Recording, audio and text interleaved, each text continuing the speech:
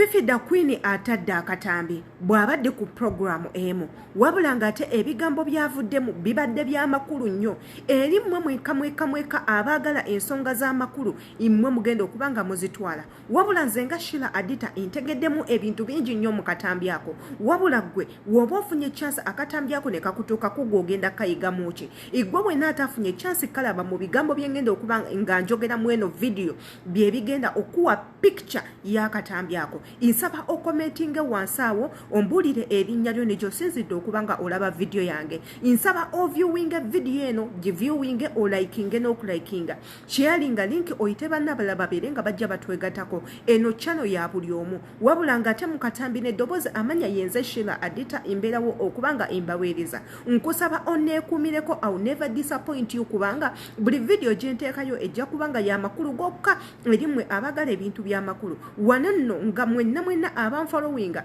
ku Facebook page yange imbagala nnyo eya Sheila Adita page wabula ng'ate immwe abali ku TikTok account yange eya Beyinene Sheila Adita 3 ne Sheila Adita 1 namwe imbagala nnyo abali mu nsi ez'enjawulo gye musinziira okubanga mulaba video zange abali e Saudi Arabia e Jordan e Qatar e Dubai siberabidde e London siberabidde Uganda Tanzania Kenya namwe imbagala nnyo mukola ekintu kya muwendo nnyo okwerekereza bye muyina okukola ne muvaayo mulabe Sheila Adita ng'ate mukozeseza simu zammwe na data wammwe ekyo nno nkibeebaliza ndi very appreciative wabula nga nange ensaba mukama abeerenga abagulirawo amakubo eri ebyo byonna bye mwetaaga Fifi da Queen akoze akatambi akawabula abazadde kabaddemu speech ennungi eddala ate era nga kamagezi nnyo eri mwenna abazadde naddala nga oyina omwana ku nsanje zino ng'oyina omwana obeera muzadde mbasaba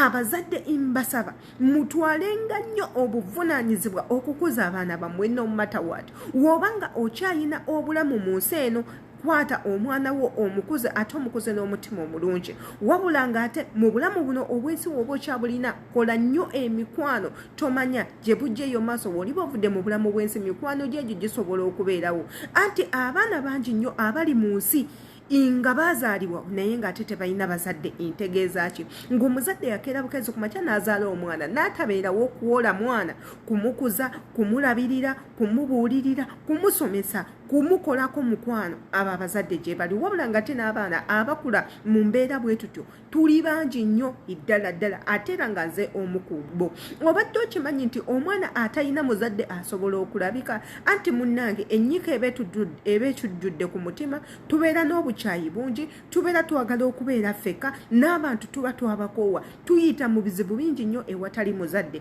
ewatali muntu atubudaabuda ewatali muntu asobola kutugamba nti munnange it's okay buli kimu kijja kubeera bulungi Fifi da Queen wawadde ensonga ze ezimu zempuliriza kubanze nga Sheila Adita manyiko akatono ku Fifi da Queen manyiko story ye wabula ng'ate story ye teyawukana na story yange nganze omuntu ebintu bino byayogedde bituufu ddala tujja kuba nga tubikola oba tulibikola era abazadde abali eyo woba ng'osigaza taata nga y'omu yekka gw'oyina taata oyo n'abeera nga buvunaanyizibwa kumanya oli otya osuza otya obeera otya biki by'oyina biki by'otayina embeera ekuyisa etya nga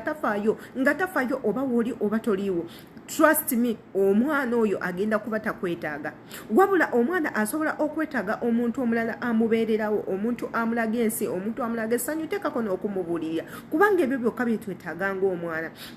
nga talina muzadde munnange tewaba muntu yenna ayagala kubeera nga amwesembereza Fifi da Queen agambye omwana nga toyina muzadde n'abafamire bakwegobako anti tebalina kye bagenda kukufunamu ngaki baba basuubira nti omuzadde waaba waali jjajja ajja kuliira ku mwana taata ajja kuyitayo aleete omugaati mama ajja kuyitayo aleete sukaali aleete sabbuuni naye wooba ng'abantu abo tebaliiwo abafamire tebaagala kumanya nti mama wo yafa halaasi kiwedde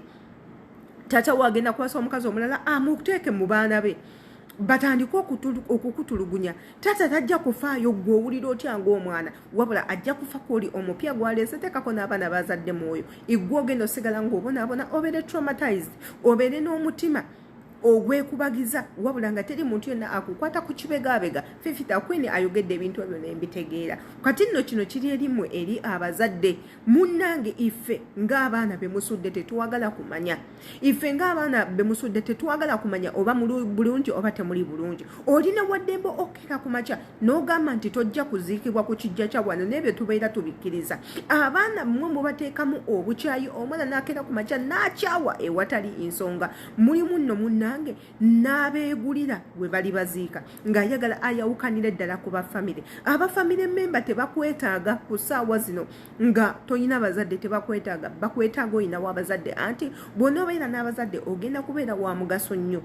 Bakulabamu ekyamakulu. Bw'oba tobayina tobeera na kyamakulu. Era wano Fifi the Queen wagambidde w'oba ng'oli mu bulamu bw'ensi fuba nnyo okukola emikwano. Wonookola emikwano gisobola okubeeramu abafamireyo ne bafuuka famireyo ne bakwagala ne bakubeererawo ne bakukokoola ne bakugumya ne bakuwa emirimu ne bakuwa emmere n'olyanga ne w'oba olwadde gwe bo webale. Wabula ate ng'atujjukizamu n'atugamba nti ye yalwalako n'atuuka ku pointi ey'okufa. Abafamire ne watabayo omuntu n'omu alinnyayo wabula abasawo ne bagamba we muba temumwetaaga musobola okumuleka wano ne tumujjanjaba ne tumusomesa ne tumukuza n'abeera naffe n'abeera mwana waffe. Ebigambo Fifi the Queen byayogedde akatambyako bw'oba okawuliriza. Nkusaba okafunemu ekyokuyiga bw'oba oli muzadde. Bw'oba tonnabakawuliriza nsaba okanoonye ofunemu ebyokuyiga. Amanya yenze Shila Adita njagala mmanye kikyolowooza akatambi kaneeno ng'okomentinga ng'oyita mu comment sections. Akatambi kaneeno teweerabira kubanga okalaba kubanga ka makulu nnyo ate era imbaagala nnyo.